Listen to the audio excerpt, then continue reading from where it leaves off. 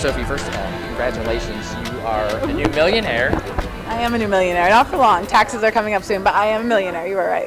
And Christmas is coming up, so... Christmas is coming up, and everybody in my season is demanding drinks and banana bread, and things. It looks like it's going to go very quickly. Banana bread? Why banana bread? Oh, gosh. I was, out of everyone, I loved talking about food on the island. Okay. Actually, Brandon and I, we would just sit there and plan Thanksgiving feasts, and Don's a big baker. We talk about baking, and so when the game was over, throughout the game, I had promised almost every single person on my season a banana bread or cookies. And seriously, when I got home, after I got over being sick and just exhausted, all I did that summer was just bake and mail cookies and banana bread to the whole cast. So yeah. So that's where your money's going, toward banana bread. Be demanding more. Well, a lot of flour. Banana bread is like 3 cups of flour per batch, and flour is expensive these days. With the economy as it is. Right, so right. I'm expecting a lot of flour purchases. Okay, well, with that aside, and you have the $1 million check, so it has to feel good. I have it with me. I'm a little worried about this. They maybe put it somewhere. So. You don't have it? It's somewhere. I don't know. I put it in my wallet. My wallet's such a mess. I'm always losing it. I don't know what I'm going to do about it. But, it's the real check, too. Like, it has, numbers on it. And I was thinking of this big one. No. Big disaster. Yeah, it's exciting. Okay, now let's talk a little bit about the game. Okay. Because you had kind of a rocky relationship with Ozzy. Let's talk about that a little bit. I have a lot of respect for Ozzy. Had Ozzy gotten to the final, he would have won in a heartbeat. He would have swept it. People would have given him 5 votes each. But in the game, Ozzy and I are similar in a lot of ways. We're both very competitive. We're both very hard-headed. We both are out there to win. And I think those are personalities that really clash. And had we been on the same tribe, maybe it would have worked out.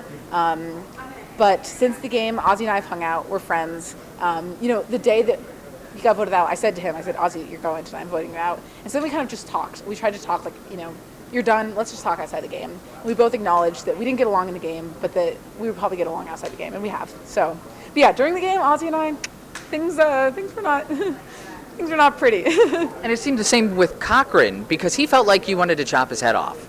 Right, I did. I did. I actually think that the confessional they gave me about, how much I hated Cochran was kind of an easy confessional. There were much worse ones they could have chosen from. I'm glad they chose that one.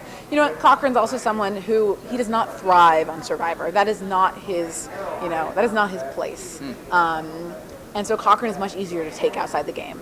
There are people that you do not want to live on a desert island with, and Cochran is one of them. Cochran is one of those people that you eventually cannibalize people, right? Because you get hungry enough. And Cochran's one of those people that you don't even wait until you're hungry. You've killed a kid. So I can really understand why Savai was really annoyed with him. But he's a great guy. I'm friends with him too. I'm friends with everyone. Screw this social game bullshit. Everybody loves me now. It's because of the million. So who were you actually closest to on your time on the island? I think Brandon and I had a really unlikely but strong. I felt very close to Brandon. We were both very young. And we talked. He said I reminded him of his wife. We talked a lot. Coach and I had a very, very strong relationship. I think that we both calmed each other down a lot.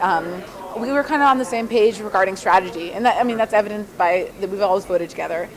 So it was nice to have him around. But really, I loved the merge because I'd been around all these guys in Edna, and to come to the merge and be able to just sit on the beach and talk to Whitney and Dawn about baking or about life and about our towns. I suddenly I finally felt like I was a real person again. So I think that's why it hit me so hard when Ozzy had said something in in Tribal about all these people came through and said you were a bitch. Because these are the people that I really felt like I had formed relationships with outside the game. These are people who I knew I was voting out. I wasn't even really thinking about jury votes. I was just, I thought we'd become friends. So it really hit me. Now, I heard something interesting. I overheard you telling somebody in the hotel about a story where you were in New York City, I think, with Cochran.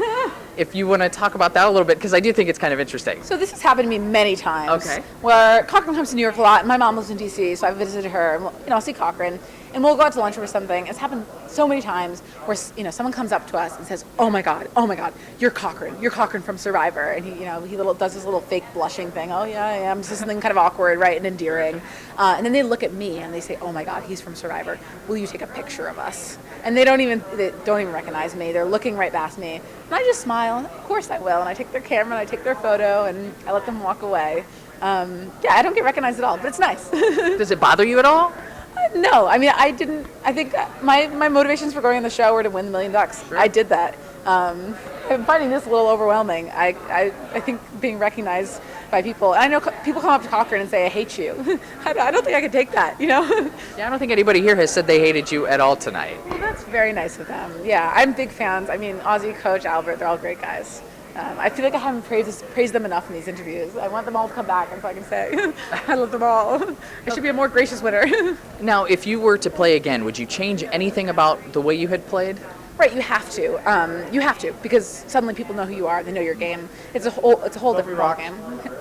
Oh, look at that. See? But I think, before you go in the game, all the producers, everybody asks you, so, what's your strategy going to be? And I could never answer, because that's not, I think if you come in there with a set strategy, you're screwed, because then you're not playing with the people you're playing with. It's all about people. It's all about understanding why people are out there. What are their motivations? Jim said it best. And I think if you go in with any kind of strategy and you're not flexible, you're going to lose. And so I think, I don't know, I feel like I can weasel my way around things. Yeah. All right, Sophie. Well, congratulations. It was an honor. Thank you.